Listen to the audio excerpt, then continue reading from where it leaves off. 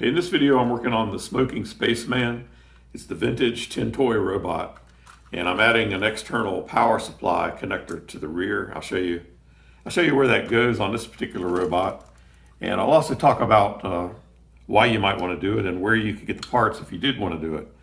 So in this case, this is the main power distribution of the robot. This is the positive terminal. This is the negative. So in my case, I'm just going to solder the red wire here and the blue wire there.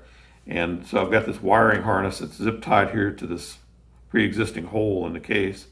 And my wires are going to come down along the bottom here, exit under the body and just hang down the leg like that. And the reason I'm doing it for actually 3 reasons. I might want to use a Bluetooth power control module to turn the robot on and off with a Bluetooth signal from my phone.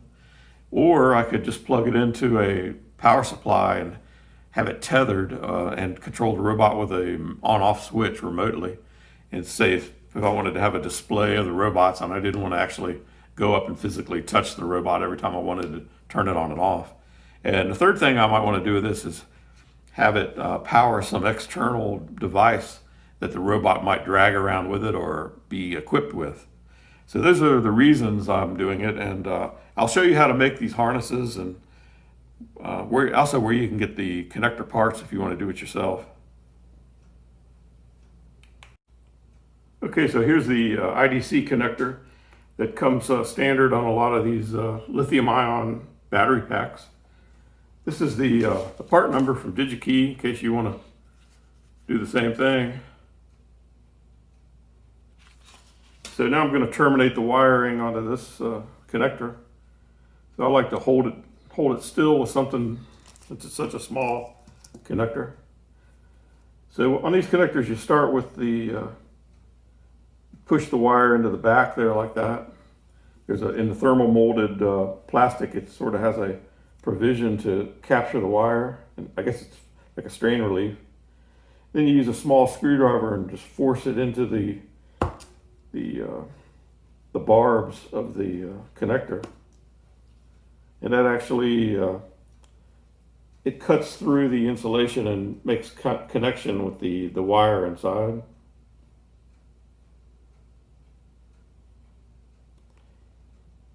And of course I'll have to test these because with IDC connectors, sometimes you don't always get what you're hoping for.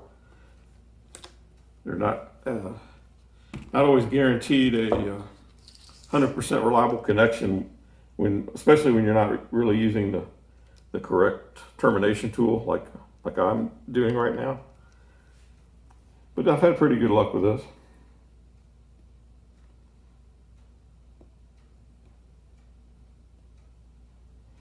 If I was going to be doing a lot of these, I probably would buy the proper crimp tool.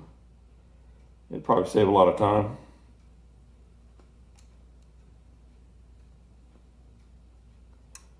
So I think I've got them in there pretty well mangled there.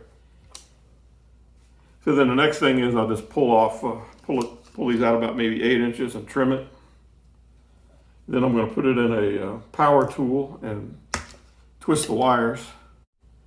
So here's the wires in the IDC connector. I'm going to put it into this drill here.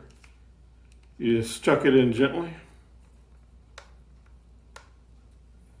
and pull the wires back and hold them near the end there and let the drill work its magic. And you end up with a nice twisted wiring harness. This will go into the robot and keep the wires won't be able to hang around much.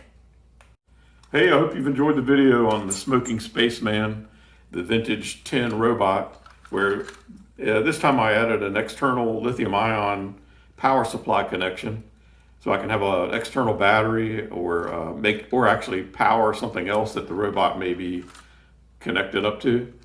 And stay tuned. I'm going to be adding some laser diode modules into its arms, left hand, right hand, or maybe one in each. I could do that. So stay tuned, and please click the like and subscribe if you want to follow along and see the playlist of, I think I've got about 6 of these robots that I'm modifying in different ways, and we're just having some fun with it. And I hope you've enjoyed the videos as much as I've enjoyed playing with these robots. Thanks.